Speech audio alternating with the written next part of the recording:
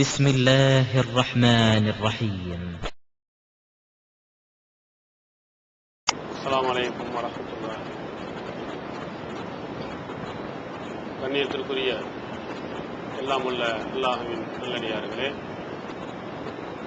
எல்லாமுள்ள அல்லாஹுவின் பேரொருளால் இன்னும் சில தினங்களில் இஸ்லாமியர்களினுடைய இரண்டாவது பெருநாளான ஹஜ்ஜி பெருநாளை நாம் கொண்டாட இருக்கிறோம். இந்த ஹஜ்ஜி பெருநாளில் நபி ஸல்லல்லாஹு அலைஹி வஸல்லம் அவர்கள் சில வணக்க வழிபாடுகளை நமக்கு சொல்லியிருக்கிறார்கள். அந்த வணக்க வழிபாடுகள் முக்கியமானதாக குர்பானி திகழ்வதை நாம் அறிந்திருக்கிறோம். வருடத்திற்கு ஒரு முறை வரக்கூடிய இந்த குர்பானி தொடர்பாக நபி ஸல்லல்லாஹு அலைஹி வஸல்லம் அவர்கள் என்ன அறிவுரைகளை, வழிகாட்டுதல்களை நமக்கு கூறியிருக்கிறார்கள் என்பதை நாம் இப்போது பார்க்க இருக்கிறோம். அதில் குறிப்பாக முதலாவதாக குர்பானியை பற்றி நபி ஸல்லல்லாஹு அலைஹி வஸல்லம் அவர்கள் எவ்வாறு சிறப்பித்து சொல்லியிருக்கிறார்கள் என்று நாம் ஹதீஸில் தேடி பார்த்தோமானால், அது தொடர்பாக ஒரே ஒரு செய்தியை தவிர மற்ற எல்லா செய்திகளும் பலவீனமான செய்தியாக இருப்பதை நாம் பார்க்கிறோம்.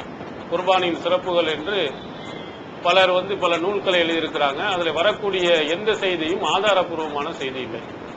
ஒரே ஒரு செய்தி புகாரியில், அதே போன்று திருமதி, அபூதாவூத், இப்னு மாஜா, அஹ்மத் போன்ற நூல்கள் பதிவு செய்யப்பட்டிருக்கிறது. ரசூல் ஸல்லல்லாஹு அலைஹி வஸல்லம் சொல்கிறார்கள், மாமின் ஐயாமின் அல் அமலு ஸாலிஹு ஃபீஹின்ன அஹப்பு இலல்லாஹி மின் ஹாதிஹில் ஐயாமில் அஷ்ர். இந்த துல்ஹஜ் மாதத்தினுடைய 10 நாட்களில் நல்லறங்கள் செய்வது ஏனைய நாட்களில் அவற்றை செய்வதை விட அல்லாஹ்வுக்கு மிகவும் விருப்பமானதாகும் என்று நபி ஸல்லல்லாஹு அலைஹி வஸல்லம் சொல்லியிருக்கிறார். இந்த 10 நாட்கள்ல துல்ஹஜ் 1 to 10 வரை செய்யக்கூடிய அந்த நல்லறங்களுக்கு மற்ற நாட்களில் செய்யாத ஒரு தனி சிறப்பு இருப்பதாக நபி ஸல்லல்லாஹு அலைஹி வஸல்லம் அவர்கள் சொல்லியிருக்கிறாங்க. அதில் குர்பானி என்ற ஒரு கடமை நபி ஸல்லல்லாஹு அலைஹி வஸல்லம் ஒரு சுன்னத்தை, வழிகாட்டுதலை நமக்கு சொல்லி இருப்பதினால் அதை செய்யும் பொழுது அதற்கு என்று ஒரு தனியான ஒரு சிறப்பு அமைகிறதே தவிர நேரடியாக நபி ஸல்லல்லாஹு அலைஹி வஸல்லம் அவர்கள் சொன்ன எந்த ஆதாரப்பூர்வமான செய்தியை நாம் பார்க்க முடியவில்லை. அடுத்ததாக இந்த குர்பானி என்ற ஒரு நபி வழியை, இதை செய்வதற்கு யார் யார் மீது கடமை என்று நீங்கள் ஹதீஸ்களை ஆய்வு செய்து பார்த்தால், நபி ஸல்லல்லாஹு அலைஹி வஸல்லம் அவர்களிடத்திலிருந்து நேரடியான கட்டளை, இவ்வளவு ரூபாய் இருப்பவர் குர்பானி கொடுக்க வேண்டும், இவ்வளவு சொத்துக்கள் இருப்பவர் குர்பானி கொடுக்க வேண்டும் என்று எந்த செய்தியிலும் இல்லை. இங்க மதுஹப் நூல்களில், மதுஹப்வாதிகளிடத்தில் நீங்கள் பார்த்தால் அவர்கள் என்ன சொல்கிறார்கள், ஜக்காத் யார் மீது கடமையோ அவர் மீதுதான் குர்பானியும் கடமை என்று சொல்லுகிறார்கள். ஆனா அவங்களும் நேரடியான எந்த சான்றும் அவர்கள் காட்டவில்லை. அப்ப நபி ஸல்லல்லாஹு அலைஹி வஸல்லம் அவர்கள் ஒரு விஷயத்தை கட்டளையிட்டு அதற்கு குறிப்பிட்ட ஒரு அளவுகோலை, ஒரு வரையறையை நமக்கு சொல்லவில்லையானால் ஒரு பொதுவான அளவுகோலை நாம் எடுத்துக்கொள்ள வேண்டும். அதாவது ஒரு காரியத்தை செய்ய சொன்னால் அது யார் யாருக்கு அது சக்தி இருக்கிறதோ, முடிகிறதோ அவர்கள் செய்ய வேண்டும். இப்ப குர்பானி என்பதற்கு ஜக்காத் அளவுக்கு சொத்துக்களோ ஜக்காத் அளவிற்கு செல்வமோ இருக்க வேண்டிய அவசியம் இல்லை. காரணம் என்னன்னா, குர்பானிக்கு ஒரு 800 ரூபாய் 900 ரூபாய் அளவுக்கு இருந்தால் கூட ஒருவர் என்ன செய்யலாம், ஒரு மாட்டிலே ஒரு பங்கு சேர்ந்து என்ன செய்யலாம், குர்பானி கொடுத்து விடலாம். கொஞ்சம் வசதி கூடுதலா இருந்தால் ஒரு 4000, 3000, 4000 ரூபாய் இருந்தால் ஒரு ஆட்டை வாங்கி என்ன செய்யலாம், ஒரு குர்பானி கொடுக்கலாம். அப்போ இந்த அடிப்படையில் ஒருவர் பெருநாள் தினத்தன்று அந்த நேரங்களில் அவர்களுக்கு குர்பானி கொடுப்பதற்குரிய வசதி, அது ஒரு 1000 ரூபாய் கூடுதலாக இருந்தால், ஒரு 3000, 4000 ரூபாய் கூடுதலாக இருந்தால் அவர் கொடுக்க வேண்டும் என்று முடிவு செய்வதே சரியானதாகும். அதனால ஜக்காத் அளவுக்கு பணம் இருக்கிறதா என்பதை நாம் ஆய்வு செய்ய வேண்டிய அவசியம் நமக்கு கிடையாது. அதோடு இன்னொன்றையும் நீங்கள் நினைவில் வைத்துக் கொள்ள வேண்டும். இது கடன் வாங்கி, நம்முடைய வசதியே இல்லாதவர்களாக இருப்பவர்கள் கடன் வாங்கி அதை கொடுக்க வேண்டும் என்பதும் கட்டாயம் இல்லை. ஏன்னா ரசூல் ஸல்லல்லாஹு அலைஹி வஸல்லம் அவர்கள் அழகா சொல்லியிருக்கிறாங்க, யுக்ஃபரு லிஷஹீதி குல்லத் தன்பி இல்லத் தைன். இஸ்லாத்திலேயே ரொம்ப சிறப்புக்குரிய நல்லறங்களாக போற்றப்படக்கூடிய ஷஹீத், உயிர் தியாகி, அல்லாஹ்வுக்காண்டி ஷஹீதாகிறானே, அவனுக்கு எல்லா பாவத்தையும் அல்லாஹ் மன்னிக்கிறான். ஆனால் எதை மட்டும் மன்னிப்பதில்லை, அவன் வாங்கிய கடன். இது மனித உரிமைகள் வருவதன் காரணத்தினால் அல்லாஹ் என்ன செய்வதில்லை, அதை மன்னிப்பதில்லை. ரசூல் ஸல்லல்லாஹு அலைஹி வஸல்லம் அவர்களும் தங்களுடைய வாழ்நாளில் இதை வலியுறுத்தி பல செய்திகளை சொல்லியிருக்கிறாங்க. தன்னுடைய செயல்பாட்டின் மூலம் அதனுடைய அதிருப்தியை, அதனுடைய கடுமையை அவர்கள் காட்டியிருக்கிறாங்க. தொழ வைக்க வரும் பொழுது அவர்கள் கடனாளியாக இருந்து அவர் அதை கடனை அடைப்பதற்குரிய சொத்துக்களை விட்டு செல்லவில்லை. ஆனால் ரசூல் ஸல்லல்லாஹு அலைஹி வஸல்லம் தொழ வைக்க மாட்டேன்னு சொல்லிட்டு தன்னுடைய தோழர்களை தொழ வைக்க சொல்லியிருக்காங்க. தன்னுடைய அதிருப்தியை என்ன செஞ்சிருக்கிறாங்க, நபி ஸல்லல்லாஹு அலைஹி வஸல்லம் சொல்லியிருக்காங்க. அதனால நம்ம முதலாவதாக கடன் இருக்குமானால் கடனுக்கு என்ன செய்யணும், முக்கியமாக என்ன செய்யணும், கடனை முதல்ல நிறைவேற்ற வேண்டும். அதற்கு பிறகுதான் மற்ற இதையெல்லாம் என்ன செய்யணும், நம்ம செய்ய வேண்டும். நபி ஸல்லல்லாஹு அலைஹி வஸல்லம் அவர்கள் அப்படித்தான் என்ன செஞ்சிருக்காங்க, அவங்களுடைய வாழ்க்கையில் பார்க்கும்போது நமக்கு தெரிகிறது. அடுத்த சில செய்தி பைஹக்கில ஒரு சில செய்தி இருக்குது. ஒரு நபித்தோழர் கேட்கிற, ஆயிஷா ராணி கேட்கிறாங்க, அல்லாஹ்வின் தூதரே நான் கடன் பெற்று குர்பானி கொடுக்கலாமான்னு கேட்கிறாங்க. அதுக்கு ரசூல் ஸல்லல்லாஹு, ஆமா இதுவும் நிறைவேற்ற வேண்டிய ஒரு கடமைகள் உள்ளதுதான் அப்படின்னு ஒரு செய்தி இருக்குது. ஆனா இது ஆதாரப்பூர்வமான செய்தி இல்லை. கடன் வாங்கி கொடுக்க வேண்டும் வரக்கூடிய பைஹக்கியினுடைய அறிவிப்பு ஆதாரப்பூர்வமானது இல்லை. எனவே நாம் என்ன செய்யக்கூடாது, கடன் வாங்க வேண்டிய அவசியம் கிடையாது. நமக்கு வசதி இருந்தால் நாம் கொடுக்கலாம். அதாவது குர்பானி கொடுப்பது அளவுக்கு உள்ள ஒரு வசதி இருக்குமானால், அன்றைய செலவினங்கள் போக கூடுதலாக இருக்குமானால் நம்ம என்ன செய்யணும், குர்பானி கொடுக்க வேண்டும் என்பதை கனவில் வச்சுக்கிறோங்க. அடுத்ததாக குர்பானி கொடுக்கக்கூடியவர் சில பேணுதல்கள், அவங்க சில விதிமுறைகளை என்ன செய்யணும், பேண வேண்டும் என்று நபி ஸல்லல்லாஹு அலைஹி வஸல்லம் சொல்லியிருக்காங்க. அதுல முக்கியமான ஒன்று சஹீஹ் முஸ்லிமில் இடம் வருகிறது. முஸ்லிமார் ரலியல்லாஹு சொல்றாங்க, இதா ராயித்தும் ஹிலால தில் ஹிஜ்ஜா வஅராத அஹதுக்கும் அய்யுضحிய ஃபல்யும்சிக் அன் ஷாரிஹி வஅல்ஃபாரிஹி. உங்கள் ஒருவர் துல்ஹஜ் பிறையை பார்த்து அவர் குர்பானி கொடுக்கவும் நாடினார் என்று சொன்னால் அவர் முடி நகங்களில் என்ன செய்ய தடுத்துக் கொள்ளட்டும், வெட்டாமல் தடுத்துக் கொள்ளட்டும். முடிகளை வெட்டக்கூடாது, நகங்களையும் வெட்டக்கூடாது. யாரு குர்பானி கொடுக்க நாடியவர் எந்த நாளையில் இருந்து எப்போ துல்ஹஜ் பிறை முதலை பார்க்கிறாரோ அதுவரை, அதில் இருந்து எதுவரை என்று சொன்னால் அவர் குர்பானி கொடுக்கின்ற வரை என்று நபி ஸல்லல்லாஹு அலைஹி வஸல்லம் சொல்லியிருக்கிறாங்க. அப்போ ஆரம்பம் துல்ஹஜ்ஜினுடைய முதல் பிறை பார்த்ததிலிருந்து நகத்தையும் வெட்டக்கூடாது, முடியையும் வெட்டக்கூடாது, உடலிலிருந்து எந்த பொருளையும் ஆற்றக்கூடாது. இதை அவர் குர்பானி கொடுக்கிற நாள் எந்த நாளோ அதுவரையில என்னது, 10ஆம் நாள் குர்பானி கொடுத்தால் 10ஆம் நாள் குர்பானி கொடுத்த பிறகு முடி நகங்களை வெட்டிக் கொள்ளலாம். 11 11, 12 12, 13 13. துல்ஹஜ்மா பெருநாள் தினம்னு கணக்கு கிடையாது, குர்பானி கொடுக்கக்கூடிய நாள். அந்த குர்பானி அவர் எப்போ கொடுக்கிறாரோ அதுவரையிலையும் நகத்தையும் முடிகளையும் வெட்டக்கூடாது என்று நபி ஸல்லல்லாஹு அலைஹி வஸல்லம் சொல்லியிருக்கிறார். அடுத்த இதுல ஒரு சில சந்தேகங்களை சிலர் எழுப்பலாம். இது குடும்பத்தில் இருக்கக்கூடிய எல்லாரும் நகங்களை வெட்டக்கூடாது, முடிகளை வெட்டக்கூடாது என்று இருக்கிறதா, அல்லது குர்பானி கொடுக்க யார் நாடாரோ குடும்ப தலைவர் மட்டும் இருக்கிறதா என்ற கேள்வியை எழுப்பினால், நபி ஸல்லல்லாஹு அலைஹி வஸல்லம் அவர்கள் இந்த குடும்பத்தினர்கள் எல்லாம் நகங்களை வெட்டக்கூடாது, முடிகளை வெட்டக்கூடாது என்று சொல்லணும். யார் குர்பானி கொடுக்க நாடினாரோ அவர் தான் என்ன செய்ய, நகத்தை வெட்டக்கூடாது, முடியை வெட்டக்கூடாது என்று ரசூல் ஸல்லல்லாஹு அலைஹி வஸல்லம் சொல்லியிருக்காங்க. அதனால அவங்க குடும்பத்தில் உள்ளவர்கள் எல்லாம் நகத்தை வெட்டக்கூடாது என்றோ முடிகளை வெட்டக்கூடாதோ என்று நாம் என்ன செய்ய முடியாது, அவர்களை கட்டாயப்படுத்த முடியாது. அடுத்ததாக குர்பானிக்கு முன்னால இந்த விஷயத்தை நம்ம பேணிக்கிறோம். நம்ம குர்பானி ஆடு மாடுகளை நாம் வாங்க போகிறோம்னா அந்த குர்பானியினுடைய ஆடு எப்படி இருக்கணும், மாடு எப்படி இருக்கணும், ஒட்டகம் எப்படி இருக்கணும், அதற்கும் ரசூல் ஸல்லல்லாஹு அலைஹி வஸல்லம் ஒரு அழகிய வழிகாட்டுதல் சொல்லியிருக்காங்க. திருமதி, இப்னு மாஜா, நஸீ, அபூ தாவூத் போன்ற நூல்கள் இடம்பெற்றிருக்கிறது. ரசூல் ஸல்லல்லாஹு அலைஹி வஸல்லம் எந்தெந்த மாதிரி பிராணிகளை குர்பானி கொடுக்கக்கூடாதுன்னு சொன்னாங்க. லா யுலஹா பில் அர்ஜாயி பையினு லஅலுஹா வலா பில் ஔராயி பையினு அவருஹா வலா பில் மரீலத்தி பையினு மர்லுஹா வலா பில் அஜ்ஃபாயி அல்லத்தி லா துன்கி. தெளிவாக தெரியும் நொண்டி, இதையும் நீங்க குர்பானி கொடுக்க கூடாது. தமிழ்நாடு தௌஹீத் ஜமாத்தின் இஸ்லாமிய அழைப்பு பணி. தமிழ்நாடு தௌஹீத் ஜமாத்தின் ஏராளமான பணிகளில் மிக முக்கியமான பணி பிற மத மக்களுக்கு இஸ்லாத்தை எடுத்துச் சொல்வதாகும். இஸ்லாம் தீவிரவாதத்தை ஆதரிக்கிறதா, பெண்ணடிமைத்தனத்தை ஆதரிக்கிறதா, பலதார மணத்தை ஆதரிப்பது ஏன் என்பன போன்ற எண்ணற்ற சந்தேகங்களுக்கு விடையாக இஸ்லாம் ஓர் இனிய மார்க்கம் எனும் நேரடி கேள்வி பதில் நிகழ்ச்சிகள், இஸ்லாத்தையும் முஸ்லிம்களையும் பற்றிய தவறான எண்ணங்களை களையும் இந்நிகழ்ச்சி தமிழகமெங்கும் நூற்றுக்கணக்கில் நடத்தப்பட்டு வருகின்றன. இந்நிகழ்ச்சி பிற மாநிலங்களிலும் வெளிநாடுகளிலும் நடந்து வருகின்றன. இது போன்ற நிகழ்ச்சியின் மூலம் ஏராளமானோர் இஸ்லாத்தை தழுவி வருகின்றனர். இது மட்டுமல்லாது இஸ்லாத்தை அறிந்து கொள்ள விரும்பும் பிற மத மக்கள் ஒரு அஞ்சல் அட்டை அனுப்பினால் போதும், திருக்குரான் மொழிபெயர்ப்புகள், இஸ்லாமிய நூல்கள் மற்றும் பல ஆடியோ வீடியோ சிடிக்கள் என இலவசமாக அனுப்பி வைக்கப்படுகின்றன. மனிதனுக்கேற்ற மார்க்கம் இஸ்லாம் மட்டுமே என்பதை நிரூபித்திட பிற மத அறிஞர்களுடன் பல்வேறு விவாதங்கள். புதியதாக இஸ்லாத்தை ஏற்றுக்கொண்டவர்களுக்காக சேலத்தில் ஆண்களுக்கும் பெண்களுக்கும் என தனித்தனி பயிற்சி மையங்கள்.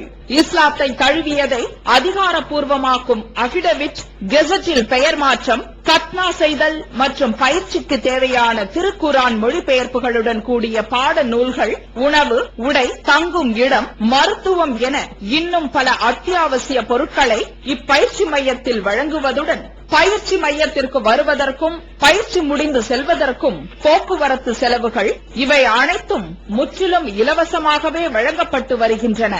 எந்த வெளிநாட்டு அரசிடமிருந்தோ அல்லது எந்த வெளிநாட்டு நிறுவனங்களிடமிருந்தோ உதவிகளை பெறுவதில்லை என்பதை கொள்கையாக கொண்டுள்ளது தமிழ்நாடு தௌஹீத் ஜமாத். எனவே மறுமையில் மகத்தான கூலியை பெற்றுத்தரும் இந்த அரிய பணிக்கு உங்களது ஜகாத் மற்றும் நன்கொடைகளை வாரி வழங்குவீர். உங்களது நன்கொடைகளை டிடியாகவோ, செக்காகவோ, மணி ஆர்டராகவோ அனுப்பலாம். டிடி அனுப்புபவர்கள் தமிழ்நாடு தௌஹீத் ஜமாஅத் வங்கி கணக்கு எண் 7828274827 இந்தியன் வங்கி மண்ணடி கிளை என்ற பெயரில் எடுத்து அனுப்ப வேண்டிய முகவரி தமிழ்நாடு தௌஹீத் ஜமாஅத் மாநில தலைமையகம் 30 அரண்மனைக்காரன் தெரு, மண்ணடி, சென்னை 1. போன் 044252215226. தெளிவாக தெரியும் கண் பார்வை குறைவு, இதையும் கொடுக்கக்கூடாது.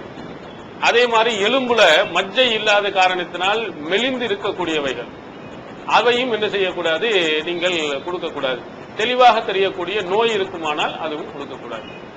அப்ப ரசூல் ஸல்லல்லாஹு அலைஹி வஸல்லம் அவர்கள் இதுல முதலாவது சொல்ல நொண்டி, அதுல நொண்டிலையும் என்ன சொல்றாங்க ரசூல் ஸல்லல்லாஹு அலைஹி வஸல்லம், அந்த நொண்டி நல்லா தெளிவாக இருக்கிற மாதிரி இருக்குமானால், தெளிவாக நொண்டி நடக்குது அப்படிங்கிற மாதிரி தெரிஞ்சா, ஏதோ ரொம்ப ஆய்வு செய்தால்தான் தெரியுமானால் அந்த மாதிரி எல்லாம் கொடுத்துக்கலாம். பளிச்சுன்னு தெரியுது நொண்டி ஆடு, இது நொண்டி மாடு அப்படின்னா அதை என்ன செய்யக்கூடாது, கொடுக்கக்கூடாது.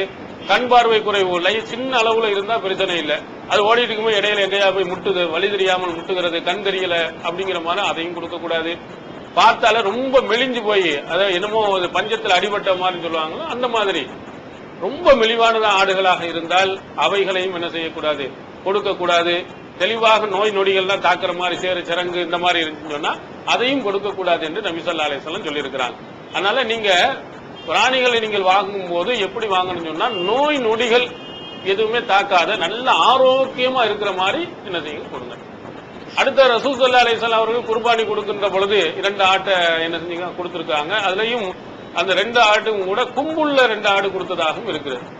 அதுல கும்பு உடைந்து ஆடு இருந்துச்சுன்னு சொன்னா அந்த இதை கொடுக்கலாமா கொடுக்க கூடாதா என்ற ஒரு செய்தி நசையில் இடம்பெற்றிருக்கிறது. ரசூல் ஸல்லல்லாஹு அலைஹி வஸல்லம் நஹா ரசூலுல்லாஹி ஸல்லல்லாஹு அலைஹி வஸல்லம் ஐயஹா பிஅலபில் கரணி, உட்பகுதியில் கொம்பு உடைந்தவைகளை குர்பானி கொடுக்க நபி ஸல்லல்லாஹு அலைஹி வஸல்லம் அவர்கள் தடை செய்தார்கள் அப்படின்னு சொல்லிட்டு ஹதீஸ் நசையில பதிவு செய்யப்பட்டிருக்கிறது. அதாவது கொம்பின் மேல் பகுதி உடைந்திருந்தால் தப்பு இல்லை, கொம்புல கொஞ்சம் உடையும் தலைக்கு உள்ளேயும் என்ன செய்யும் அதனுடைய அடிப்பாகம் உள்ள இருக்கும், அந்த கொம்பினுடைய பகுதி உள்ள கொஞ்சம் இருக்கும். உள்பகுதியில உடைந்ததாக இருந்தால் அதை கொடுக்க கூடாது. மேல சின்ன அளவுல பாதி கொம்பு உடைந்து வெளியில கொம்பு தெரியுமானால் அதை கொடுக்கலாம். ஏன் கொடுக்க கூடாது நீங்க சிந்தித்து பார்த்தால் என்ன செய்யும் உங்களுக்கு அழகா தெரியும். ஏன்னா உள்பகுதியில என்னண்டா உடைந்துருச்சுன்னா அங்க சீல் சலம் வைப்பதற்கு நோய்கள் தாக்குவதற்கு நிறைய வாய்ப்புகள் இருக்கு. அதனால நாம் என்ன செய்யணும், இந்த கொம்பு விஷயத்தில் மேல் பகுதி உடைஞ்சிருந்தா பிரச்சனை இல்லை, உள்ள உடைந்து இருக்கிறது மாதிரி என்ன செய்ய இருந்துச்சுன்னா என்ன செய்யக்கூடாது, நம்ம கொடுக்க கூடாது. குர்பானி கொடுக்கிற விஷயத்துல 2 விதமா சிலர்கள் இருக்காங்க. சிலர்கள் என்ன செய்யறாங்கன்னா பணத்தை அதிகமா நம்ம செலவழிச்சிடக்கூடாதுங்கிறதுக்காக வேண்டி இருக்கிறதுலேயே காசு குறைவாக ரொம்ப மோசமான ஆடுகளை மாடுகளை வாங்கி கொடுக்கிறவங்க உண்டு. இவர்கள் என்ன செய்யணும்னு சொன்னா விளங்கிக் கொள்ள வேண்டும், நம்ம எந்த அளவிற்கு நல்ல தரமான ஆடுகளை மாடுகளை வாங்கி நம்ம கொடுக்கிறோமோ அந்த அளவுக்குரிய கூலி நமக்கு அல்லாஹ் கொடுப்போம். அதான் நம்முடைய எண்ணம் என்னன்னா ஏழைகளுக்கு ஒரு தரமான கறியை கொடுப்போம், ஒரு நல்ல கறி அவர்களுக்கு கொடுப்போம், நல்ல இது மூலமாக அவர்கள் சாப்பிடட்டும் அப்படிங்கிற எண்ணத்துல நல்ல ஆடை வாங்கி கொடுத்தோம்னா அதற்கு தகுந்த மாதிரி ஒரு கூலி கிடைக்கும். இந்த பொதுவாக ரசூல் ஸல்லல்லாஹு அலைஹி வஸல்லம் சொல்லியிருக்காங்க. அண்ணன் ஆயிஷா சித்திகா ரலியல்லாஹு அன்ஹா அவர்கள் ஹஜ்ஜிக்கு போகும்போது அவர்கள் மாதவிடாய் ஏற்பட்டனால உம்ராவுக்கு இஹ்ராம் அணிகிறதுக்காண்டி தன்னையும்ங்கிற இடத்துக்கு வர போய் திரும்ப போய் இஹ்ராம் அணிஞ்சிட்டு வாங்கன்னு சொன்னாங்க.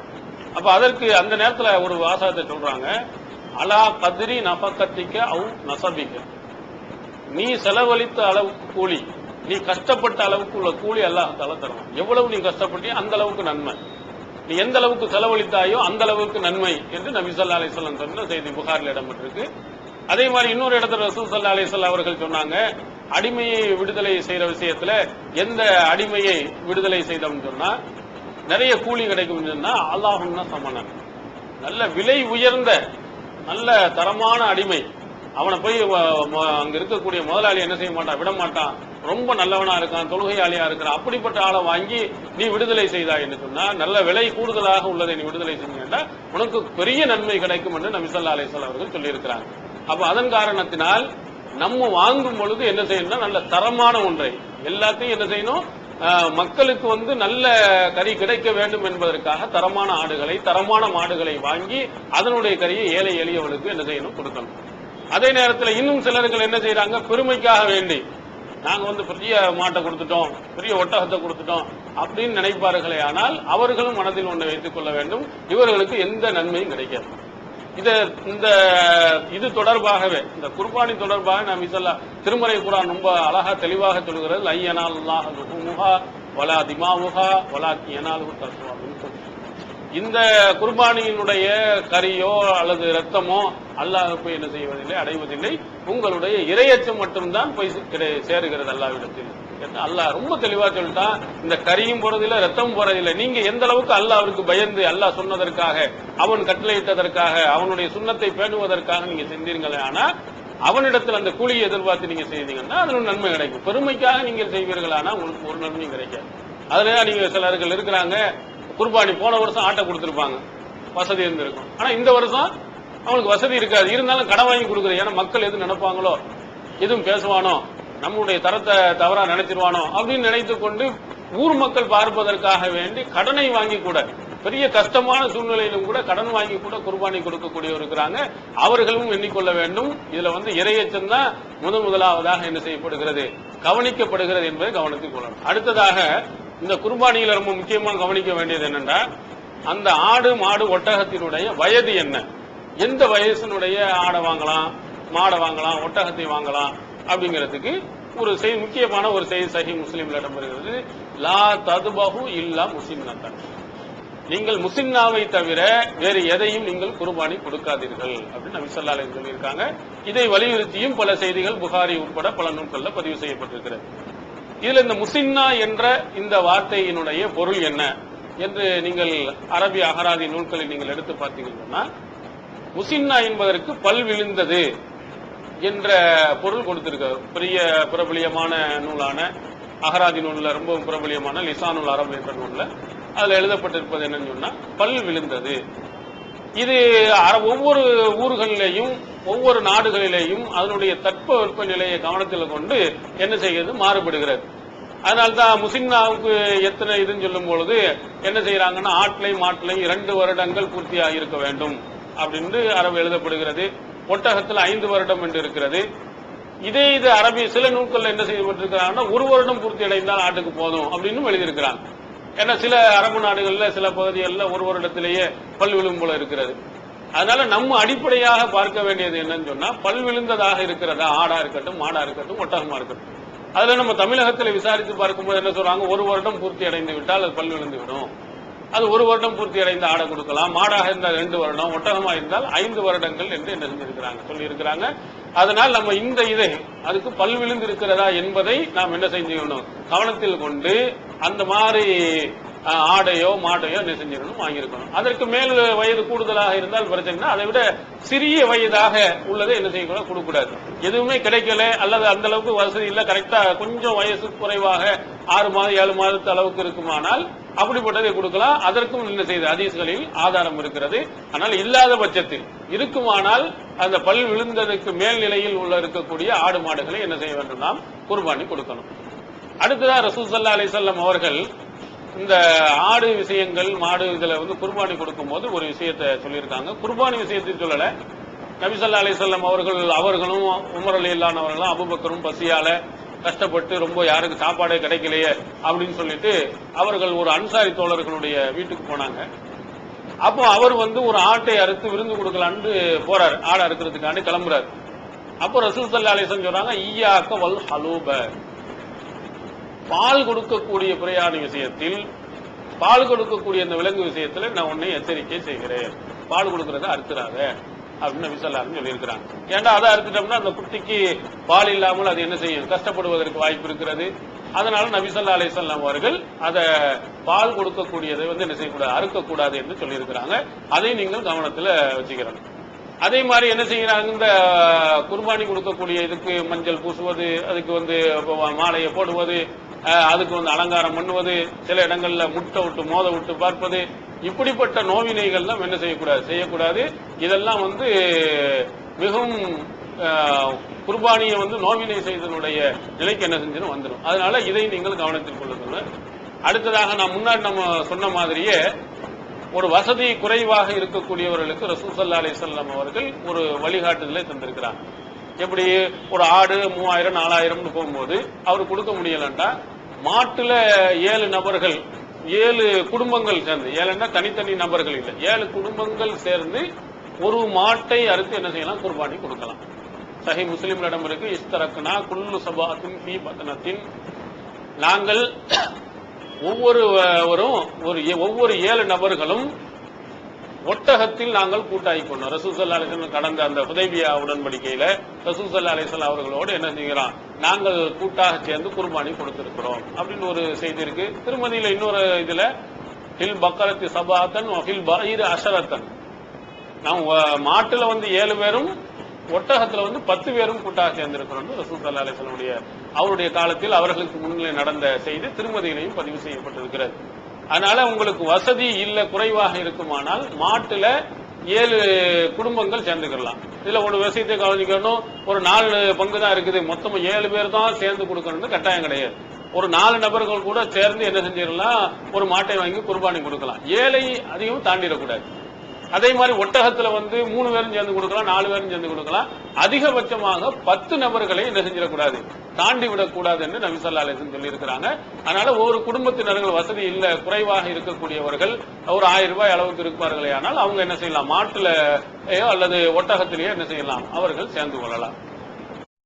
ஈகத்துவம் ஓரிரை கொள்கையை விளக்கும் மூப்பற்ற மாத இதழ் PJ MI சுலைமான் ஷம்சுல்லுஹா இன்னும் பல சிறந்த அறிஞர்களின் கருத்து கருவூலங்கள் இன்னும் பல சிறந்த அம்சங்களுடன் வெளிவரும் ஈகத்துவம் இதழை படித்து உங்கள் மார்க்க அறிவை வளர்த்துக் கொள்ளுங்கள். ஆண்டு சந்தா உள்நாடு 100 ரூபாய், வெளிநாடு 400 ரூபாய், தனி இதழ் 9 ரூபாய். உங்கள் டிராப்ட்களை ஏகத்துவம் இலக்கம் 30 அரண்மனைக்காரன் தெரு, மண்ணடி, சென்னை 1 என்ற முகவரிக்கு அனுப்பி வையுங்கள். மகளிருக்கு வழிகாட்டும் மாத இதழ் தீன்குல பெண்மணி, தமிழ்நாடு தவ்ஹீத் ஜமாத்தின் மேற்பார்வையில் முஸ்லிம் பெண்களுக்கான இல்லற கடமைகள், மருத்துவ பகுதி, சிறுவர் பகுதி, திருமண தகவல் பகுதி, ஹதீஸ் திறனாய்வு போட்டி மற்றும் பல சுவையான அம்சங்களுடன் வெளிவரும் முஸ்லிம் பெண்களுக்கான முழுமையான மாத இதழ் தீன்குல பெண்மணி. ஆண்டு சந்தா உள்நாடு 100 ரூபாய், வெளிநாடு 400 ரூபாய், தனி இதழ் 9 ரூபாய். உங்கள் MODDகளை எடுத்து அனுப்ப வேண்டிய முகவரி தீன்குல பெண்மணி, நம்பர் 30, அரண்மனைக்காரன் தெரு, மண்ணடி, சென்னை 1.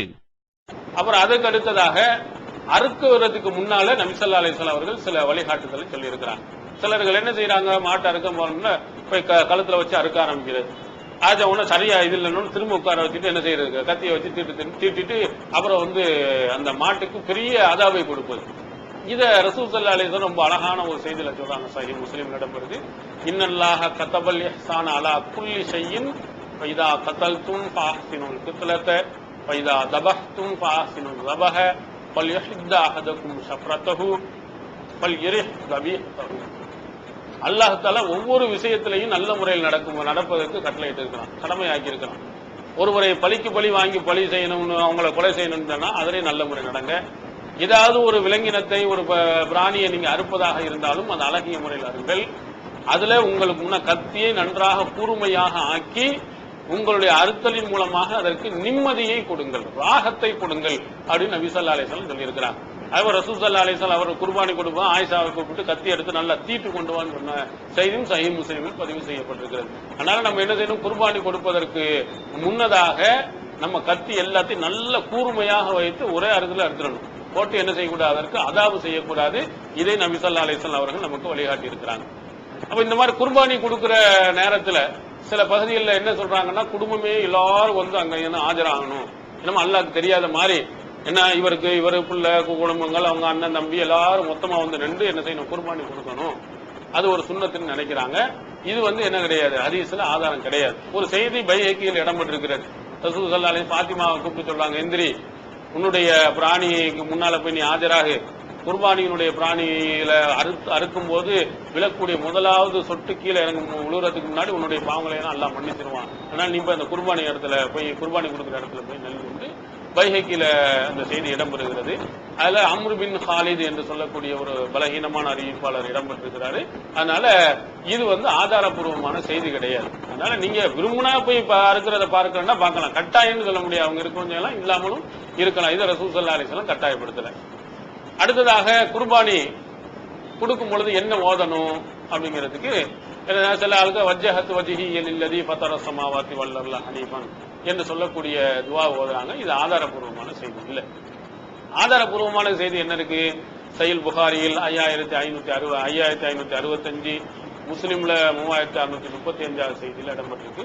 ரசூல் ஸல்லல்லாஹு அலைஹி வஸல்லம் அவர்கள் 2 கொம்புள்ள அழகான ஆட்டை அறுக்கும் போது தபஹுமா பியதிஹி, அவர்கள் தன் கரத்தால் அறுத்தார்கள்.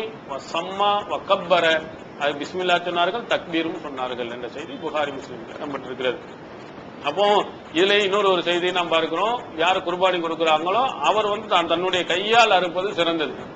முடியாத பட்சத்தில் என்ன செய்யலாம், வேறு யாராவது அவருக்கு அறுக்க தெரியல, ஒழுங்கு அறுக்க மாட்டார் என்று சொன்னால் அவர் என்ன செய்யலாம், வேற ஆளை வைத்து என்ன செய்யலாம், அறுத்துக்கலாம். அறுக்கிறதுக்கு முன்னால பிஸ்மில்லாவும் தக்பீரும் சொல்லணும். எப்படி சொல்லணுங்கிறது முஸ்லிமுடைய அந்த செய்தியினுடைய அடுத்த செய்தியில இடம்பெறும், பிஸ்மில்லாஹி வல்லாஹு அக்பர், பிஸ்மில்லாஹி வல்லாஹு அக்பர் அப்படின்னு எவ்வளவு சொன்னா போதும். நம்ம போய் ஒவ்வொரு ஆளா என்ன செஞ்சு இதுக்குன்னு தனியான துவா ஓதணும், பெரிய துவா ஓதணும், என்ன மோதினாரை கூட்டிட்டு வா, ஆயிம்சாவை கூட்டிட்டு வாங்க சொல்ல வேண்டிய அவசியம் இல்லை. உங்கள யார் வேண்டுமானாலும் சின்ன ஒரு வாதம் பிஸ்மில்லாஹி வல்லாஹு அக்பர், பிஸ்மில்லாஹ் அல்லாஹ்வின் பெயரால் ஆரம்பிக்கிறோம், அல்லாஹு அக்பர்னா அல்லாஹ் மிகப்பெரியவன் அப்படிங்கிற அந்த கருத்துள்ள அந்த அரபி வாசகத்தை பிஸ்மில்லாஹி வல்லாஹு அக்பர் என்று சொல்லி நீங்கள் என்ன செய்யணும், அறுக்கணும். நபி ஸல்லல்லாஹு அலைஹி வஸல்லம் அவர்கள் என்ன செஞ்சிருக்கிறாங்க, அப்படிதான் நமக்கு என்ன செஞ்சிருக்கிறாங்க, அறுத்திருக்கிறாங்க. பெண்கள் என்ன செய்யலாம், தாராளமாக அவர்கள் கூட செய்யலாம். கணவர் வெளிநாட்டுல இருக்கிறாங்க, வெளியூர்ல இருக்கிறாங்க, உங்களால அறுக்கிற தைரியம் இருக்கு, ரத்தத்தை பார்த்தா மயக்கப்பட்டு விழுந்துட மாட்டோம், பயந்துட மாட்டோம் அப்படின்னு சொன்னீங்கன்னா உங்களுக்கு முடியுமானால் நீங்களும் என்ன செய்யலாம், அறுக்கலாம். ஆனால் என்ன, அறுப்பதற்கு மோதினாரோ இமாமோ வரணும்னு அவசியம் இல்லை. பிஸ்மில்லாஹ் அல்லாஹு அக்பர் என்று சொல்லி அறுக்க தெரிந்த யாரு வேண்டாலும் அறுக்கலாம் என்பதை கவனத்தில் நீங்க சொல்லுகிறீங்க. இந்த குர்பானி கொடுக்கிறது வந்து எப்போ கொடுக்கணும் அப்படின்னு சொன்னா, நம்ம பெருநாள் தொழுகை முடித்ததற்கு பிறகுதான் என்ன செய்யணும், குர்பானி கொடுக்கணும். இதை நபி ஸல்லல்லாஹு அலைஹி வஸல்லம் ரொம்ப தெளிவாக சொன்னாங்க. இன்ன அவ்வலமா நபதோ பீமின் யோமினா ஹாதா நுஸல்லிய சும்ம நர்ஜு நன்ஹர். நம்ம முதல்ல இந்த நாள்ல நம்ம செய்யக்கூடிய முதலாவது என்ன, தொழுகை. அதற்கு பிறகு நம்ம என்ன செய்வோம், குர்பானி கொடுப்போம். இப்படி யாராவது செய்தால், தொழுதுட்டு குர்பானி கொடுத்தால் ஃபமன் ஃபாலஹாதா ஃபகத் அஸாப சுன்னத்தனா, அவர் வந்து நம்முடைய சுன்னத்தை சரியாக பேணியவராவார். வமன் நஹர, அதுக்கு முன்னாடி யாராவது அறுத்து விடுவாரா, இன்னமாஹு லஹ்மன் லஹ்முன் யுகத்திமுஹு லிஅஹ்லிஹி, இது குடும்பத்திற்காக வேண்டி அவசரப்பட்டு என்ன செஞ்ச முற்படுத்தி கொண்டு போன ஒரு கரியாகத்தான் கருதப்படும். வெறும் இறைச்சி தானே தவிர லைஸ மினன் நுசுகி ஃபீ ஷைஇன், இதுல வந்து வணக்க வழிபாடு நன்மையில இருந்து ஒண்ணுமே கிடைக்காது அப்படின்னு சொன்ன செய்தி புகார்ல பதிவு செய்யப்பட்டிருக்கிறது. அதனால நம்ம குர்பானி எப்போ கொடுக்க வேண்டும் என்று சொன்னால், நம்ம பெருநாள் தொழுகை முடித்ததற்கு பிறகுதான் என்ன செய்யணும், போய் குர்பானியை கொடுக்கணும். முன்கூட்டியே குர்பானியை கொடுத்துடாதீங்க. அவசரமா எல்லா ஊர்களுக்கும் கொடுக்கணும், அறுக்கிறதுக்கு ஆளு கிடைக்க மாட்டான் அப்படிங்கிறதுக்காக வேண்டி முன்னாடியே ஆளை கூப்பிட்டு வந்து அறுத்துறாதீங்க. அப்படி அறுத்தீர்களே ஆனால் அது ஏற்றுக்கொள்ளப்படாது. ஒரு நபித்தோழர் அப்படி அறுக்கும் பொழுது ரசூல் ஸல்லல்லாஹு அலைஹி வஸல்லம் அந்த இடத்துல இன்னொன்றை நீ அறுத்து பலியிடுன்னு சொன்னான். அது அல்லாஹ் தஆலா என்ன செய்ய மாட்டான், குர்பானியா ஏற்றுக்கிற மாட்டான் அப்படின்னு சொல்லிட்டு அவரை இன்னொரு குர்பானி கொடுக்க சொன்ன செய்தியும் புகாரியில அதே செய்தியும் கீழே என்ன செய்யுங்கிறது பதிவு செய்யப்பட்டிருக்கிறது. அப்போ இதை நீங்க கவனத்தில் வச்சுக்கிறது. அடுத்ததாக வந்து இந்த குர்பானி எத்தனை நாள் கொடுக்கலாம் அப்படின்னா, துல்ஹஜ்ஜினுடைய 10ஆம் நாள், அதாவது நம்ம எப்போது பெருநாள் கொண்டாடுறோமோ அன்னைக்கு கொடுக்கலாம். அதற்கடுத்து வரக்கூடிய 3 நாட்கள் ஐயாமு தஷ்ரீக் என்று சொல்லக்கூடிய 11, 12, 13, இது தாரகுத்தியில பதிவு செய்யப்பட்டிருக்கிறது. ரசூல் ஸல்லல்லாஹு அலைஹி வஸல்லம் ஐயாமு தஷ்ரீக் கூடிய நாட்கள் அனைத்தும் அறுப்பதற்குரிய நாட்கள் என்று சொல்லியிருக்கிறாங்க. ஆனால் நீங்க விரும்பினீர்களே ஆனா 10ஆம் நாள்ல அறுப்பதற்கு ஆள் கிடைக்கல அல்லது வசதி வாய்ப்புகள் இல்லை என்று 11 சொல்லலாம் அல்லது 12 அல்லது 13 இந்த மொத்தம் 4 நாட்களுக்குள் என்ன செய்து விட வேண்டும், நம்ம என்ன செய்யணும், குர்பானியை கொடுத்து விட வேண்டும். அப்புறம் இந்த குர்பானி கொடுக்கும் போது எத்தனை ஆடு கொடுக்கிறது ஒரு குடும்பத்துக்கு, 1, 2, 3, 4 சொன்னா எத்தனை வேணாலும் கொடுக்கலாம். பெருமையை நாடாமல் நம்ம ஏழைகளுடைய அவசியத்தை அவர்களுக்கு கொடுக்க வேண்டிய கரியினுடைய கவனத்தில் கொண்டு நம்ம எத்தனை ஆடு மாடு வேண்டுமானாலும் கொடுக்கலாம். பெருமையை நாடி 1 கொடுத்தாலும் அது குற்றம் தான். பெருமை இல்லாமல் 1000 கொடுத்தாலும் தப்பு கிடையாது. நம்ம பகுதியில் நிறைய ஏழைகள் இருக்கிறாங்க. ஒரு ஆடை அறுத்தோம்னா கொடுக்க முடியாது. ஏன்னா ஏழைகளுக்கு ஒரு 4-5 ஆடு அறுத்தாதான் ஏழை எல்லாத்துக்கும் கொடுக்கலாம்டா. நீங்க 4-5 ஆடுகள் கூட என்ன செய்யலாம், கொடுக்கலாம். ரசூல்லா 2 ஆடு கொடுத்ததா இருக்குது. இன்னொரு ரசூல் ஸல்லல்லாஹு அலைஹி வஸல்லம் ஹஜ்ஜில 100 ஒட்டகங்கள் என்ன செஞ்சாங்க, குர்பானி கொடுத்தாங்க. அதுல 63 ஒட்டகங்கள் அவங்களே என்ன செஞ்சிருக்காங்க, அறுத்தாங்க. செய்தி பதிவு செய்யப்பட்டு சஹீஹ் முஸ்லிம்ல பதிவு செய்யப்பட்டிருக்கிறது. அதனால நம்ம தேவைக்கு எவ்வளவு தேவைப்படுதோ ஏழைகளை கவனத்தில் கொண்டு என்ன செய்யலாம், கொடுக்கலாம். ஒன்றையும் கொடுப்பதற்கு ரசூல் ஸல்லல்லாஹு அலைஹி வஸல்லம் அவர்கள் என்ன செஞ்சிருக்கிறாங்க, சொல்லியிருக்காங்க. ரசூல் ஸல்லல்லாஹுடைய காலத்துல திருமதியில் இடம்பெற்றிருக்கிறது. அபு அய்யூபுல் அன்சாரி ரலியல்லாஹு அன்ஹு அவர்கள் சொல்றாங்க, ஒருவர் தமக்காகவும் தம் குடும்பத்தினருக்காகவும் ஒரு ஆட்டை தான் குர்பானி கொடுப்பாங்க ரசூல் ஸல்லல்லாஹுடைய காலத்துல. இப்போ பெருமை அடிக்கக்கூடிய நாட்கள் நிலைகளை பார்த்தனால இப்படி எல்லாம் நிறைய கொடுக்குறாங்க என்ற செய்தியும் பதிவு செய்யப்பட்டிருக்கிறது. அதனால ஒரு ஆடு ஒரு குடும்பத்துக்கு போதும். நீங்க ஏழைகளினுடைய நிலையை கவனித்தீர்களே ஆனால் கூடுதலாக என்ன செஞ்சீங்கன்னா கொடுத்துக் கொள்ளலாம். அடுத்ததாக நம்ம இந்த குர்பானி எல்லாம் கொடுத்துட்டோம். கொடுத்ததனுடைய கறிகள் அதை என்ன செய்யணும் அப்படின்னா, மக்கள்கிட்ட ஒரு தவறான ஒரு நம்பிக்கை இருக்குது. குர்பானியை 3 பங்கு தான் வைக்கணும். 3 பங்குக்கு மேல என்ன செய்யக்கூடாது, வைக்கக்கூடாது. என்ன, ஒரு பங்கு தனக்காக, இன்னொரு பங்கு நம்ம சொந்தக்காரங்களுக்காக, 3வது பங்கு ஏழைகளுக்காக. இப்படி என்ன செஞ்சிருக்கிறாங்க சொல்றாங்க. அதற்கு எந்த ஹதீஸ்ல ஆதாரம் கிடையாது.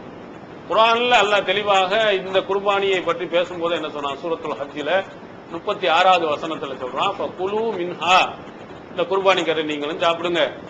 வஅத்இமுல் கானிய, கஷ்டமா இருந்தாலும் அடுத்தவங்க கையேந்தாம ஏழைகளா இருக்கிறாங்களே அவங்களுக்கு கொடுங்க. ஒல் மூத்தர்ற, யாசிக்கிறாங்களே கையேந்து கேட்கிறாங்களே, கஷ்டப்படுறாங்களே, ஏழைகளா இருக்கக்கூடிய யாசிப்பவர்களாக தெருவில் வரக்கூடியவங்களா அவங்களுக்கு கொடுங்க அப்படின்னு அல்லாஹ் தஆலா என்ன செய்யறான் சொல்றான். அவங்க நீங்களும் சாப்பிட்டுக்கலாம், ஏழைகளா இருக்கவங்க கொடுக்கலாம், பிச்சைக்காரர் வெளியில கேட்கிறவங்களுக்கும் கொடுக்கலாம்னு சொல்லப்பட்டிருக்கே தவிர உங்களுக்கு ஒரு பங்கு சமமா 3 பங்கு வைக்கணும், ஒன்னு தனக்கு, ஒன்னு சொந்தக்காரங்களுக்கு, அப்புறம் ஏழைகளுக்கு அப்படின்னு நபி ஸல்லல்லாஹு அலைஹி வஸல்லம் அவர்கள் சொல்லல. ஒரு கட்டத்தில் ரசூல் ஸல்லல்லாஹு அலைஹி வஸல்லம் ஆரம்ப காலத்துல ஒரு சட்டம் என்ன போட்டிருந்தாங்கன்னா, குர்பானியினுடைய இந்த இறைச்சியை 3 நாட்களுக்கு மேல் என்ன செஞ்சிருக்க கூடாது, வைத்துக் கொள்ள கூடாது அப்படின்னு சொல்லியிருந்தாங்க. ஆனா அப்ப பசி ரொம்ப வறுமையான காலனால 3 நாளைக்கு வச்சுட்டு மத்த எல்லாத்தையும் ஏழை எளியவங்களுக்கு கொடுத்துருந்தாங்க. ஆனா அதற்கு பிறகு நல்ல நிலை வந்த பிறகு ரசூல் ஸல்லல்லாஹு அலைஹி வஸல்லம் சொன்னாங்க, நீங்க என்ன செய்ய, அதெல்லாம் சாப்பிடுங்க, சேமித்து வச்சுக்கிறீங்க, இனி என்ன வேணாலும் செஞ்சுக்கலாம்னு நபி ஸல்லல்லாஹு அலைஹி வஸல்லம் பொது அனுமதி கொடுத்துட்டாங்க. அதனால நம்ம குர்பானிக்கு இவ்வளவுதான் இல்லை, நமக்கு தேவை இருந்தால் கொஞ்சம் கூடுதலாக வச்சு கபாபு, உப்பு கண்டம்லாம் என்ன செய்யலாம் போட்டு வச்சுக்கலாம், அல்லது முழுசாகவே அப்படியே கொண்டு போய் ஏழைகளுக்கு முழுசாகவும் என்ன செஞ்சிடலாம் கொடுத்துக் கொள்ளலாம். இவ்வளவுதான் கணக்கிட்டு கொடுக்கணும்னு இஸ்லாம் சொல்லல. இன்னொரு இதுல தொடர்பாக ஒரு சின்ன ஐயம் எழலாம், மாற்று மத சகோதரர்களுக்கு இது கொடுக்கலாமா அப்படின்னு கேட்கலாம். குர்ஆன்ல என்ன சொல்லப்பட்டிருக்கிறதுன்னா, வல் மூத்தர்ற அல் கானிய, பொதுவாக ஏழைகளா இருக்கிறவங்க, இன்னும் கையேந்தக்கூடியவர்கள் இவங்களுக்கு கொடுங்க. முஸ்லீமும் காபிர் அதுல பிரிக்கல. அதனால நம்ம என்ன செய்யலாம், காபிர்களுக்கு கூட கொடுக்கலாம். ஆனா ஒரு விஷயத்தை நம்ம மனதில் வச்சுக்கிறோம், இது இஸ்லாமியர்களுடைய பெருநாள் அப்படிங்கறதுனால முஸ்லீம்களுக்கு முதலிடம் கொடுக்கணும். அவங்க சந்தோஷமா அந்த பெருநாளை கொண்டாடுங்கனால அவங்களுக்கு கொடுக்கணும். அதற்கு மேல கூடுதலாக இருக்குமானால் என்ன செய்யலாம், அவங்களுக்கு கொடுத்துட்டு அதாவது கொஞ்சம் இவங்களுக்கு கொஞ்சம் கொடுக்கலாங்கிற அளவுக்கு இருக்குமானால் இந்த காபிர்களுக்கும் என்ன செய்யலாம், மாற்று மத சகோதரர்களுக்கும் கொடுக்கலாம். மார்க்கம் தடை செய்யல. அதற்கடுத்ததாக நம்ம குர்பானி கொடுத்ததனுடைய ஆட்டினுடைய மாட்டினுடைய தோள்கள் இருக்கு. இந்த தோலை என்ன செய்யணுங்கிறதுக்கு ரசூலுல்லாஹ் வழிகாட்டி இருக்காங்க. புகாரியில் இடம்பெறுகிறது, அவருடைய ரசூலுல்லாஹி ஸல்லல்லாஹு அலைஹி வஸல்லம் தஸத்தக பிஜிலாலில் புதுனி அல்லதி நஹர்து வபிதுதிஹா, நான் அறுத்த அந்த ஒட்டகத்துக்கு மேல் போட்டு இருக்கக்கூடிய அந்த துணிகள், அந்த விஷயம், அதையும் அதே மாதிரி அதனுடைய தோலையும் தர்மம் செய்யுமாறு ரசூல் ஸல்லல்லாஹு அலைஹி வஸல்லம் அவர்கள் கட்டளையிட்டிருக்கிறாங்க. இது என்ன செய்யணும்னா, நம்ம ரசூல் ஸல்லல்லாஹு அலைஹி வஸல்லம் அந்த தோலை முழுக்க முழுக்க ஏழைகளுக்கு என்ன செய்யணும், இது தர்மமாக கொடுத்துடணும். இதை இன்னொரு அறிவிப்புல இடம்பெறுகிறது, இதை உரிப்பவர்களுக்கு கூலியோட கொடுத்துறாரு. ஏழைகளுக்கு போய் சேர்த்து எல்லா ஏழைகளுக்கும் தர்மம் செஞ்சிருங்க அப்படின்னு நபி ஸல்லல்லாஹு அலைஹி வஸல்லம் சொல்றாங்க. அதாவது இந்த ஹஜ் பெருநாள் நோன்பு பெருநாளையும் ரசூல் ஸல்லல்லாஹு அலைஹி வஸல்லம் என்ன செஞ்சிருக்கிறாங்க, இது ஃபித்ராங்கிற ஒரு கடமையாக்கி அதுல ஏழை எளியவர்களுக்கு சொன்னாங்க. இதுலயும் கரியையும் கொடுத்து அந்த மாதிரி ஏழைகளாக இருக்கக்கூடியவர்களுக்கு தோலையும் கொடுத்து அதன் மூலம் உதவி செய்யுங்க என்று நம்ம காட்டியிருக்கிறாங்க.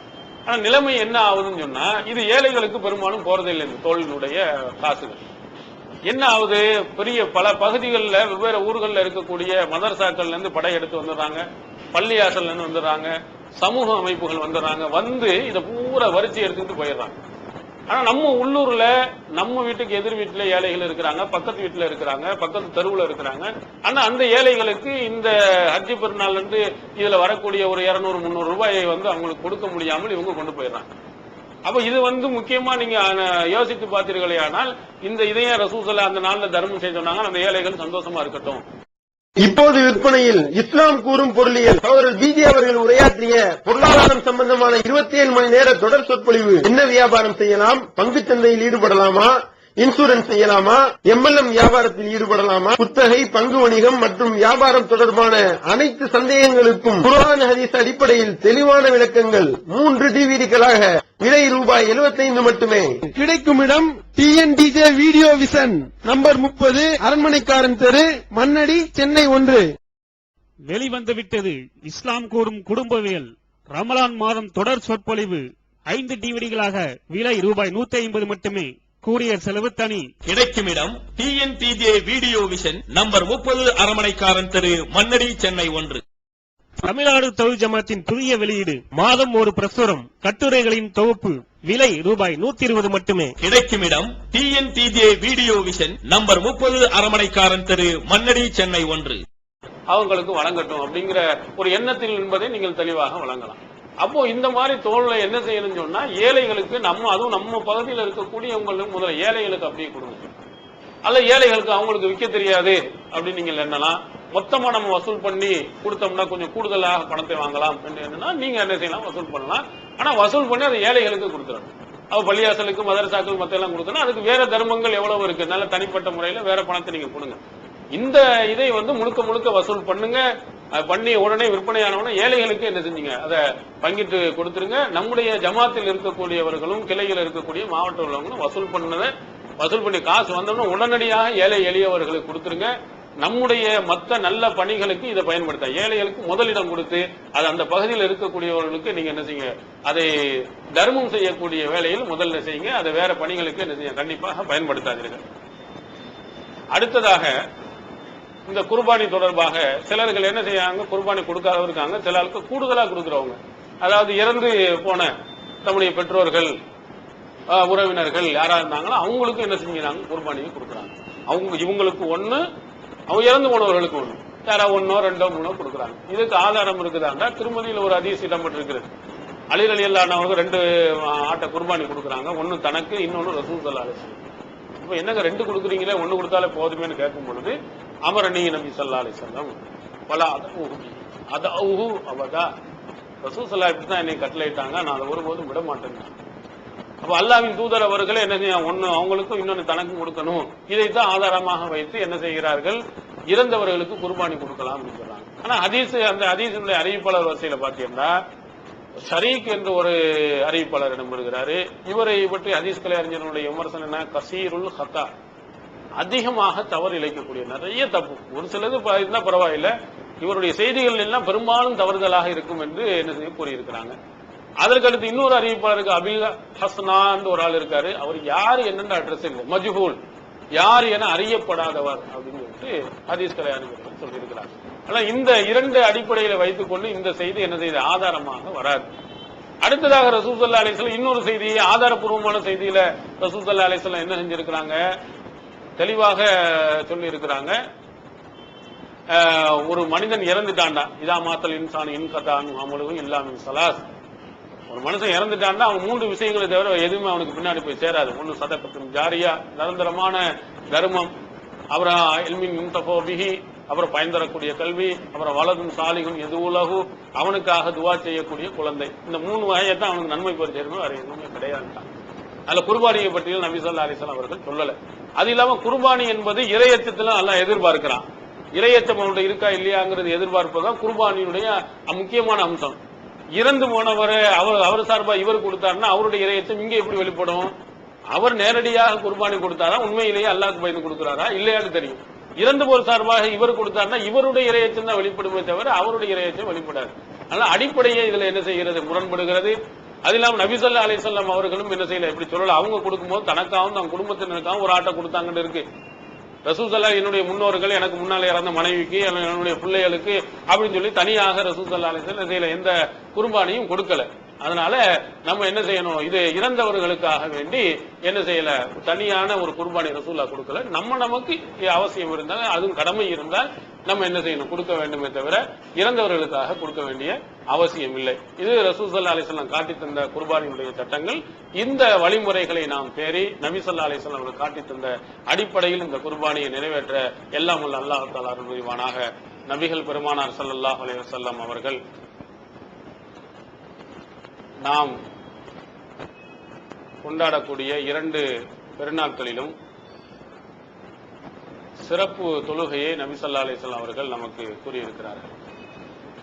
அதுல முதலாவதாக நோன்பு பெருநாள், இரண்டாவதாக ஹஜ்ஜி பெருநாள். இந்த ஹஜ்ஜி பெருநாள், நோன்பு பெருநாள் வருடத்தில் 2 தடவை வருவதனாலும் அந்த தொழுகையில மற்ற தொழுகையை விட சில மாற்றங்கள் நிகழ்வதின் காரணத்தினாலும் நம்ம அந்த தொழுகையை பற்றி இப்பொழுது உங்களுக்கு சின்ன அளவில் சுருக்கமான முறையில் சொல்லி காட்டினால், நீங்கள் தொழுகையில் சரியான முறையில் நபி வழியின் அடிப்படையில் நீங்கள் என்ன செய்யலாம், உங்களுடைய தொழுகையை நிறைவேற்றிக் கொள்ளலாம். அந்த அடிப்படையில் பெருநாள் தொழுகையை பற்றி நபி ஸல்லல்லாஹு அலைஹி வஸல்லம் அவர்கள் சொன்ன சில முக்கியமான செய்திகளை உங்களுக்கு நினைவூட்டுகிறோம்.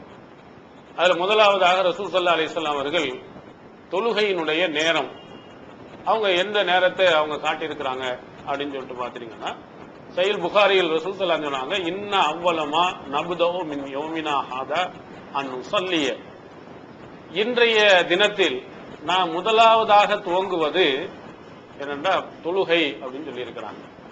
இன்னும் சில அறிவிப்பவர்கள் பகல் நேரம் என்ற செய்தியும் இடம்பெற்றிருக்கிறது.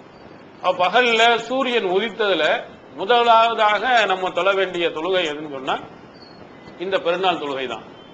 அதனால முதலாவதாக ஆரம்பத்திலேயே என்ன செய்யணும், ஆரம்ப நேரத்தை சூரியன் உதிக்கும் பொழுது தொழக்கூடாது. ஃபஜர் தொழுது முடிச்ச உடனே ஃபஜர் தொழுகையிலிருந்து சூரியன் உதிக்கின்ற வரையிலும் எந்த உபரியான தொழுகையும் ரசூல் ஸல்லல்லாஹு அலைஹி வஸல்லம் தடை விதித்திருக்கிறாங்க.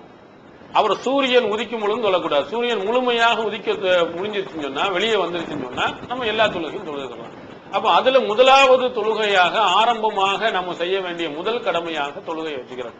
ஆனா பரவலாக என்ன நடக்குதுன்னு சொன்னா, தொழுகையே ரொம்ப நேரம் 10, 11, 12ங்கிற அளவுக்கு என்ன செய்யறாங்க, பெருநாள் தொழுகையை ரொம்ப நீட்டி கொண்டு போயிடறாங்க. அதனால ஆரம்பம் எவ்வளவு விரைவாக முடியுமோ அந்த அளவிற்கு நம்ம என்ன செஞ்சிடணும், தொழுகையை விரைந்து என்ன செஞ்சுக்கணும், முடிப்பதற்கு முதல் நேரத்தில் தொழுவதற்கு நாம் முயற்சி செய்யணும். அந்த அடிப்படையில் ஏற்பாடுகளையும் செஞ்சுக்கிறோம்.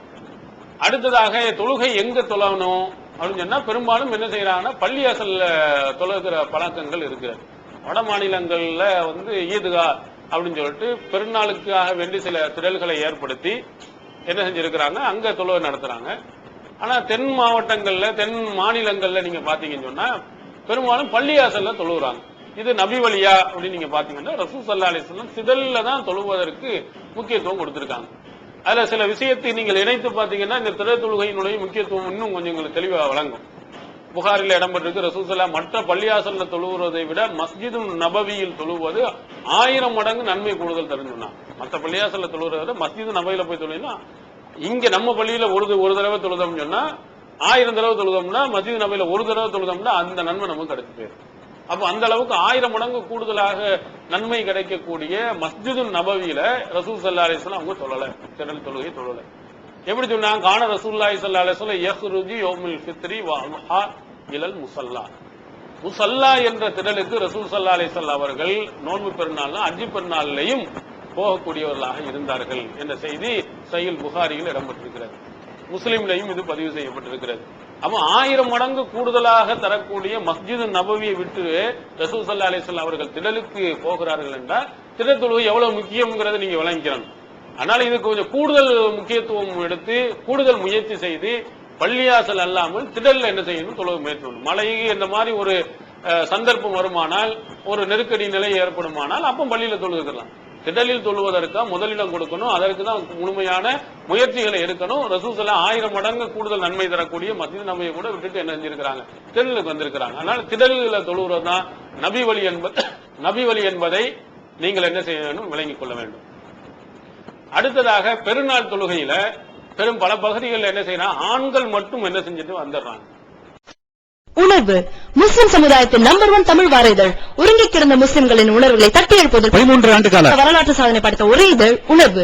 செய்திகளின் நடுநிலைமை, விமர்சனங்களின் நேர்மை, சமுதாய செய்திகளுக்கு முன்னுரிமை, இஸ்லாத்தின் எதிரிகளை அடையாளம் காட்டுதல், அரசியல், ஆன்மீகம் பற்றிய கேள்விகளுக்கு ஆணித்தரமான பதில்கள், ஆய்வுக் கட்டுரைகள், பல சுவையான அம்சங்களுடன் வெளிவரும் உணர்வின் வாசக சமுத்திரத்தில் நீங்களும் சங்கமமாகுங்கள். ஆண்டு சந்தா உள்நாடு ரூபாய் 400, வெளிநாடு ரூபாய் 2300, தனி இதழ் ரூபாய் 8.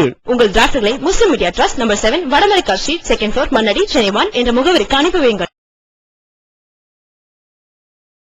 இப்போது புத்தம் புது வடிவில் பல சிறப்பம்சங்களுடன் onlinepj.com மற்றும் tntj.net இணையதளங்கள். பெண்களை என்ன செய்யறது கொடுக்கிற, பொதுவாக பள்ளியாசல்ல பெண்களை அனுமதிக்கிறது கிடையாது. இதுல பெருநாள் தொழுகையிலையும் என்ன செய்யறது விடுறது கிடையாது. ஹதீஸ்ல என்ன இருக்கு, சஹீஹ் புகாரியில் ரொம்ப ரொம்ப வலியுறுத்தி சொல்லப்பட்டிருக்கு. அத்தியார் எல்லாம் சொன்னாங்க, உமிர்னா அன்னுக்ரிஜல் ஹயல யௌம ஈதைனி வ தவாத்தில் ஹுதூரி ஃபயஷஹதுன ஜமாஅத்துல் முஸ்லிமீன் வ தஅவத்துஹும். புகாரில 351வது செய்தி, முஸ்லிம்ல 1616வது செய்தியாக பதிவு செய்யப்பட்டிருக்கிறது. 2 பெருநாட்களிலேயும் மாதவிடாய் ஏற்பட்ட பெண்கள் வீட்டில இருந்து அவங்களை என்ன செய்ய வேண்டும், திடலுக்கு போகுமாறு அவர்களை கொண்டு போய் சேர்க்குமாறு நாங்கள் கட்டளையிடப்பட்டிருக்கிறோம் அப்படின்னு ரசூலுல்லாஹ் கட்டளையிடுறாங்க. யாரு, தொழுகை கடமை இல்லாத மாதவிடாய் ஏற்பட்ட பெண்களுக்கு கூட திரள்ல போய் இருக்கட்டும் அப்படிங்கிறாங்க. அப்ப கேக்குறாங்க ஒரு பெண்மணி, அவங்களோட ரசூலுல்லாஹ், யா ரசூலுல்லாஹ் யஹ்தானா லைஸ லஹா ஜில்பாபுன், மேல போட்டு இருக்கக்கூடிய துணி எங்கள்கிட்ட இல்லாம இருந்தா என்ன செய்யறது, இல்ல துல் பிஸ்வஹா சாஹிபத்துஹா மின் ஜில்பாபிஹா. ரசூல் ஸல்லல்லாஹு அலைஹி வஸல்லம் சொல்கிறார்கள், அவள்கிட்ட உபரியாக இருக்கக்கூடிய, யார்கிட்ட உபரியா மேலாடை இருக்கிறதோ அவங்க அவள்கிட்ட கொடுக்கட்டுனாங்க.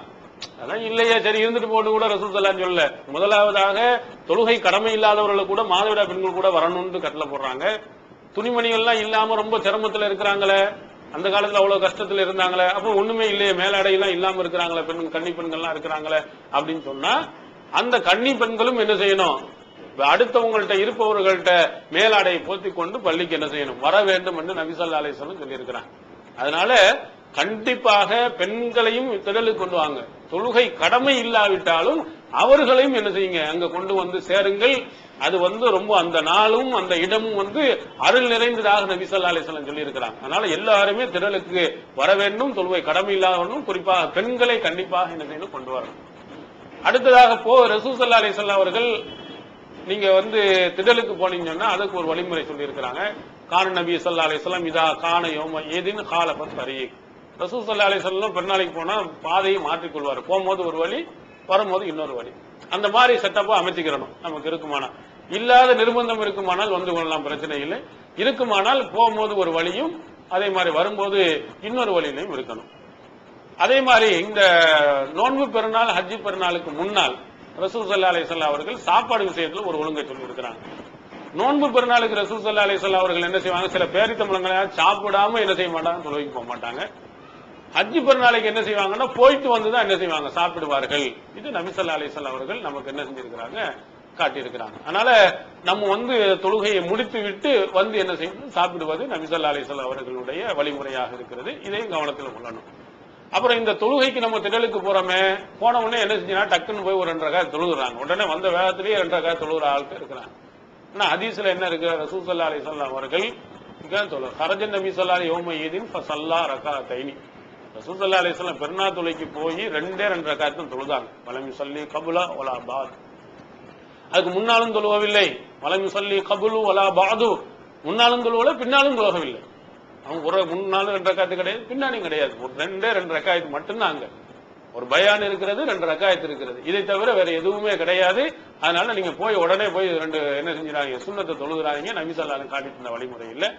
அந்த தொழுகை முறை இருக்கு. அந்த தொழுகை முறையில பாங்கும் கிடையாது, இக்காமத்தும் என்ன செய்ய கிடையாது. மற்ற தொழுகைக்கு நம்ம பாங்கு சொல்லுவோம், இக்காமத் சொல்லுவோம். இதை ரசூல் ஸல்லல்லாஹு அலைஹி செய்யல. பல வருடங்கள் நபி தோழர் ரசூலுல்லாஹோட தொழுது இருக்காங்க. ஒரு தடவை கூட என்ன செய்யல, பாங்கும் இக்காமத்தும் சொல்லப்பட்டது இல்லை. இதுல தொழுகை முறை எப்படி நம்ம தொழணும் அப்படிங்கிறது நபி ஸல்லல்லாஹு அலைஹி வஸல்லம் அவர்கள் வழிகாட்டி இருக்கிறாங்க. அபூதாவுத் என்ற நூலையும் மற்ற நூல்களிலும் பதிவு செய்யப்பட்டிருக்கிறது. அத்தக்பீர் ஃபில் ஃபித்ரி சபூன் ஃபில் ஊலா வ ஹம்ஸுன் ஃபில் ஆகிரா வல் கிராஅத்து பாதஹுமா கில்தைஹுமா. ரசூல் ஸல்லல்லாஹு அலைஹி வஸல்லம் அவர்கள் மற்ற தொழுகையில வித்தியாசப்படுத்தி இதுல ஒண்ணுதான் காட்டுறாங்க. தக்பீர் கட்டியவுடன் முதல் தக்பீரில் கூடுதலாக 7 தக்பீர்களும், இரண்டாவது ரக்காயத்தில் கூடுதலாக 5 தக்பீர்களும் கூறுவார்கள். அதற்கு பிறகு கிராத் ஓதுவார்கள். அல்ஹம்துலில்லாஹி ரப்பில் ஆலமீன் அப்படின்னு ஓதுறாங்களா, அது பின்னாடி ஓதுவாங்க. அதாவது நம்ம தக்பீர் கட்டின உடனே வஜ்ஜஹத் வஜ்ஹி அல்லதி ஃபதர ஸமாவாத்தி என்பதையோ அல்லது அல்லாஹும்ம பாயித் பைனி வ பைன ஹதாயா என்று சொல்லக்கூடிய அந்த சலான் சொல்றாங்களே அதையோ நம்ம என்ன செஞ்சிடணும், ஓதிவிட்டு எதை இது என்ன செய்யணும், ஓதி முடித்தவுடன் இமாம் என்ன செய்வாரு, 7 தக்பீர்கள் அல்லாஹு அக்பர் அப்படின்னு அல்லாஹு அக்பர் என்று சொல்லுவார். அப்ப சொல்லும் பொழுது நாமளும் என்ன செய்யணும், அதை இதை சொல்லணும். சொல்லும் போது சத்தம் போட்டு சொல்லக்கூடாது. மற்ற தொழுகையில எப்படி தக்பீர் சொல்லும் போது இமாம் அல்லாஹ் அக்பர்னா நம்ம எப்படி சத்தம் போட்டு சொல்ல மாட்டோமோ அதே மாதிரி நம்ம சத்தம் போட்டு சொல்லக்கூடாது. ரசூல் ஸல்லல்லாஹு சொல்லல. அப்படி தக்பீர்கள் சொல்லும் பொழுது சிலர்கள் என்ன செய்கிறார்கள், இடையிடையிலே கைகளை அவிழ்த்து கட்டிக்கிறாங்க. அதற்கு நபி வழியில் எந்த ஆதாரமும் கிடையாது, கட்ட வேண்டிய அவசியம் இல்லை. அடுத்ததாக இந்த இடைப்பட்ட தக்பீர்களுக்கு ஒன்று தக்பீர் ஒரு சொன்ன உடனே கூடுதலா தக்பீர் சொன்ன இடையில சில துவாக்கள் இருக்கிறதா என்று சொன்னால் அந்த துவாவுக்கும் எந்த ஆதாரம் கிடையாது. அதனால நீங்க என்ன செய்யணும், முதல்ல தக்பீர் கட்டியவுடன் அல்லாஹ் வஜ்ஜஹத் வஜ்ஹி அல்லதி ஓதுங்க அல்லது அல்லாஹும்ம பாயித் பைனி என்பதை ஓதுங்க. ஓதி முடித்தவுடன் இமாம் தக்பீர் 7 தக்பீர் சொல்லுவார். நீங்களும் தொடர்ந்து 7 தக்பீர் சொல்லுங்க. கையை அவுக்க வேண்டியதில்லை, கையை உயர்த்தி கட்ட வேண்டியதில்லை. இதற்கு ஹதீஸ்களில் எந்த ஆதாரமும் கிடையாது. இதை நீங்கள் என்ன செய்யணும், கவனத்தில் வைத்துக் கொள்ள வேண்டும். அடுத்ததா இதுல முக்கியமாக அங்க என்ன செஞ்சிடறாங்கன்னா சில இடங்கள் மெம்பரை வைத்து மெம்பர்ல ஏறி பயான் பண்றாங்க. இது நபி வழி கிடையாது. ரசூல் ஸல்லல்லாஹு அலைஹி வஸல்லம் அவர்கள் என்ன செஞ்சிருக்கிறாங்கன்னா மெம்பர்ல ரசூல் ஸல்லல்லாஹு அலைஹி வஸல்லம் அவர்கள் பயான் நிகழ்த்தியதில்லை. அவங்க தரையில் நின்றுதான் என்ன செஞ்சாங்க பயான் பண்ணாங்கன்னு இப்னு மாஜா என்ற நூல்ல இடம்பெற்றிருக்கிறது. அவங்களுடைய காலத்துக்கு பிறகு மர்வானுடைய ஆட்சி காலத்துல மர்வான் என்ன செஞ்சாரு, மெம்பரையும் கட்டினாரு. அவர் முதல்ல பயான் பண்ண போனாரு. அப்போ ஒருவர் தடுக்கிறார். தடுக்கும் போது என்ன சொல்றாரு, யா மர்வான் காலப்த சுன்னா, சுன்னத்துக்கு நீ மாற்றம் செஞ்சுட்டா, அகரஜித்தல் மெம்பர யௌமி ஈதின், பெருநாள் அன்று நீ மெம்பரை நீ கொண்டு வந்து வச்சிருக்கிற, வலம் யக்குன் யுக்ரஜு ஃபீஹி, இதுக்கு முன்னால் இந்த மாதிரிலாம் கொண்டு வந்து வைக்கப்பட்டது இல்லை அப்படின்னு சொல்லும் பொழுது அவர் சொன்னது சரிதான் என்று நபித்தோழர் யார் அபூ சயீதுல் குத்ரி ரலியல்லாஹு அன்ஹு அவர்கள் சொன்ன செய்தி அபூதாவுதுல என்ன செய்யப்பட்டிருக்கிறது, பதிவு செய்யப்பட்டிருக்கிறது. அதனால நம்ம ஜும்மா பெருநாள் தொழுகைக்கு ஜும்மா தொழுகை மாதிரி மெம்பரை கொண்டு வந்து வைக்கக்கூடாது. ஜும்மாக்கு தான் மெம்பரை தவிர திடலுக்கு மெம்பர் கொண்டு வந்து வைக்கப்படவில்லை. இதற்கு எந்த ஆதாரம் இல்லை. தரையில் நின்றுதான் நபி ஸல்லல்லாஹு அலைஹி வஸல்லம் அவர்கள் என்ன செஞ்சிருக்கிறாங்க, உரையாற்றி இருக்கிறாங்க. அதனால என்ன செய்ய வேண்டும், நம்ம அதுல உரையில் தரையில் நின்றுதான் என்ன செய்யணும், பயான் பண்ணுவதற்குரிய ஏற்பாடு செய்யணும். அப்படிதான் நடப்பது நபி வழி. அடுத்ததாக நம்ம இதுக்கு போறோமே, போகக்கூடிய இடங்கள்ல அங்க இருக்கும்போது சும்மா வெட்டி பேச்சு பேசிட்டு இருக்காரு. அங்க உட்கார்ந்து இருக்கிறாங்களே, போய் மெம்பர் ஒரு 7:30 மணிக்கு தொழுகை 8 மணிக்கு தொழுகைன்னு சொன்னா போய் எல்லாரும் உட்கார்ந்தா என்ன செய்ய, ஊர் கதையெல்லாம் பேசிட்டு இருக்கிறாங்க. பெருநாள் தினத்தில் நம்ம அதிகமா செய்ய வேண்டியது தக்பீர். அந்த பெண்களும் சரி ஆண்களும் சரி, சஹீஹ் புகாரி இடம்பெறுகிறது. இந்த பெண்களை மாதவிடாய் ஏற்பட்ட பெண்களோட யக்குன் கல்ஃபன் நாஸ், அவங்க மக்களுக்கு பின்னால் கடைசியில என்ன செய்வாங்க, தொழுவு கடமை இல்லாதனால கடைசியில உட்காருவாங்க.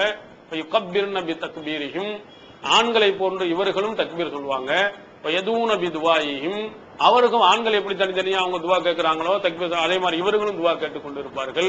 ஆனா அவங்களுக்கு தொழுகை தான் கடமை இல்லை. என்ன செய்யலாம், தாராளமா தக்பீர் சொல்லலாம், அது தாராளமாக அவர்கள் துவா செய்யலாம். யர்ஜூன பரக்கத்த ஸாலிகல் யௌமி வ துஃரதஹு, அந்த நாளையினுடைய அருளை எதிர்பார்த்தவர்கள் இருப்பாங்க. பரக்கத்துல இருந்த ஒரு நாள் அந்த நேரத்தில் துவா செய்யணும். அதனால என்ன செய்யணும்னா தக்பீர்கள் என்ன செய்யணும், அதிகமா சொல்லணும். அதே மாதிரி பயான் முடிஞ்ச உடனே ஓட்டத்துக்கு போயிடாதீங்க. பயான் கூட கேட்காம என்ன செய்யறாங்கன்னா குர்பானி கொடுக்கணுங்கிறது. அதுவும் ஹஜ் பெருநாள் அதிகமாக தொழுகை முடிந்த உடனே பாதி பேர் காண போயிடறாங்க. நபி ஸல்லல்லாஹு அலைஹி காட்டி தந்த சுன்னத்துல 2 சுன்னத்து இருக்கு. ஒன்னு தொழுகை, இன்னொன்னு பயான். பயானை இருந்து நம்ம கேட்கணும். உடனே தொழுகை முடிஞ்ச உடனே ஓடி போயிடாதீங்க. அந்த பயானை கேட்டு விட்டு செல்லுங்கள். அந்த பயானை கேட்ட உடனே உங்களுக்கு தெரிஞ்சு எல்லா அல்லாஹ்விடத்துல அழுது நீங்கள் பிரார்த்தனை செய்யுங்க. ஆனா ஒரு சிறந்த ஒரு இடம் என்று ரசூல் ஸல்லல்லாஹு அலைஹி சொல்லி இருக்கிறாங்க. அங்க துஆ கேட்பதை வலியுறுத்தி இருக்கிறாங்க. அதனால பயானியெல்லாம் முடிஞ்சிட்டா உங்களுடைய சொந்த நலன்களுக்காக, உங்க குடும்பத்தின் நலனுக்காக, உங்க பிள்ளைகளுக்காக, உங்க மனைவிக்காக, உங்களுடைய பெற்றோர்களுக்காக, இந்த உலகத்தில் இருக்கக்கூடிய முஸ்லிம்களுடைய நலன்களுக்காக நீங்கள் என்ன உங்களுக்கு என்னென்னவெல்லாம் தேவை இருக்கிறோ அதையெல்லாம் நீங்கள் என்ன செய்யுங்க, அந்த நாளையில பிரார்த்தனை செய்துவிட்டு என்ன செய்யுங்க, நீங்க சொல்லுங்க. அதுக்கு முன்னாடி போயிடாதீங்க.